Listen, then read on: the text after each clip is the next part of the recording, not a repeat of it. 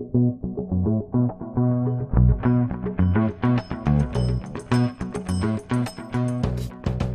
us today is Nick Lamparelli, Chief Underwriting Officer at BPTV Insurance and podcasting at Overrated.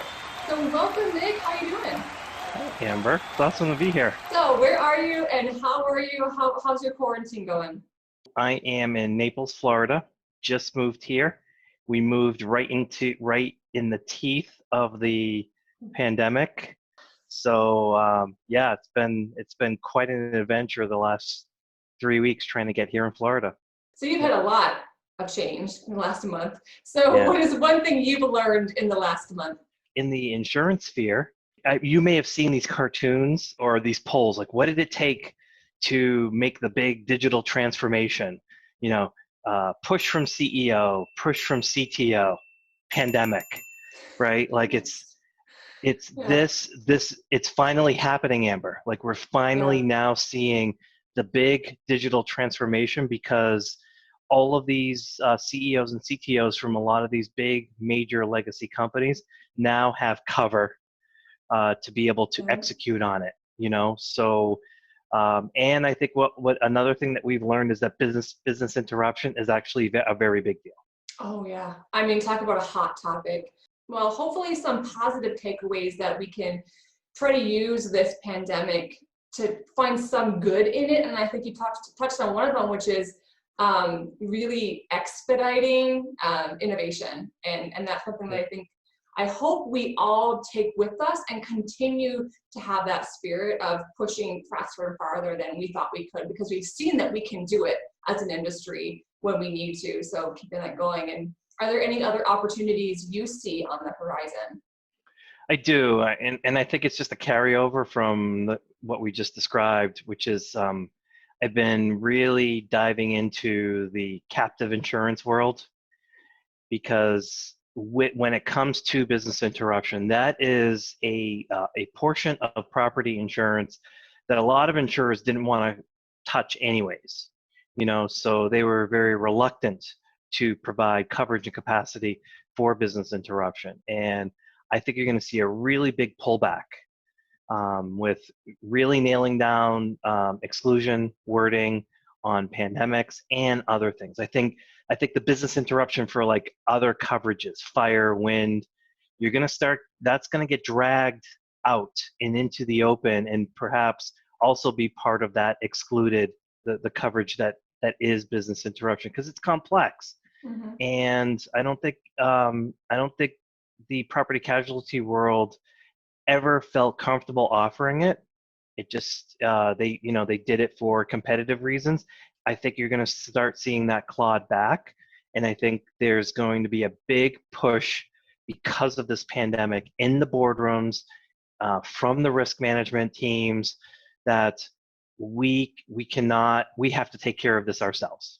That somehow, some way, we need to have our own rating day fund in the form of a captive insurance company. And I think there's going to be a lot of those expanding in so many different ways. And so instead of seeing like an airline, for instance, buy back stock or issue dividends or whatever, they're going to take that extra cash and they're going to put it into their own little insurance company. Sure. That's going to be a captive, and it's going to cover all sorts of future business interruption.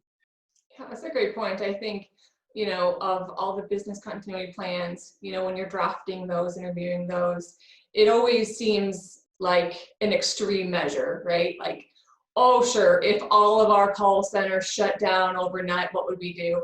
But these types of events reinforce that those extreme events do happen. Like a commercial lines underwriting leader, you see a lot. So what would you say is the most underrated or overrated tech trend? I think there is going to be a big use and need for blockchain. Mm-hmm.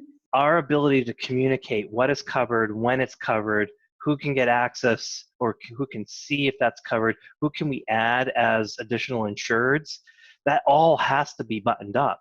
With this digital transformation, I expect to see more and more use cases where blockchain technologies become central in that auditing and logging process. As far as overrated, maybe overrated today.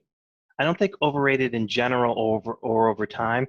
Artificial intelligence, but that's not to poo-poo it. It's just that I think we have to play a little bit more ping pong between developers of the technology and the users of the technology. Yeah, that's a great point. I think about the term itself almost appears to be getting watered down, so you no longer trust it as a valuable piece. I'm thinking of one example where I was excited to interact with an AI chatbot, which basically was just FAQ machine. Like, Yeah. kind of a letdown. So, which is still good, right? It's still valuable. It's better, but yeah, it didn't meet my expectations. Yeah, I guess. And so, as part of this digital transformation, there should be, what are the frequently asked questions that we get? Let's move that to more of a chatbot style so people can get their answers quickly. But that's not going to solve. Insurance is complex. That's not going to solve most of the use cases yet. Give it time, but I think right now it's a little bit overrated in what it can do. And to wrap it up, what is one thing that you are looking forward to in the next month? So, I've learned that I'm an introvert. So the shelter in place stuff has no effect on me as lightning bolts flash across my windows. So I'm looking forward to one, getting a haircut, getting my office set up correctly so I can be a little bit more flashy. That'd be nice, kind of miss that a little bit. Otherwise, I'm a hermit, so I'm perfectly happy reading and working in my little office. It's so funny because I actually have learned that I'm an extrovert.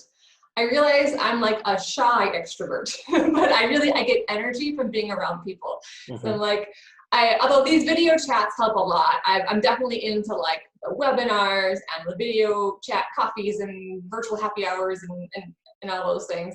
But yeah, I'm looking forward to getting out and having some in-person happy hours and starting up a few conferences when it's safe to do so. But in the meantime, definitely enjoying these types of conversations. That helps a lot. Same. Awesome. Well, thank you so much for taking the time to chat today. And stay safe and hope you can settle in and enjoy your time in Florida. Thank you. I hope we can do this again. Absolutely. Thanks, Nick. Okay. Thanks. Bye.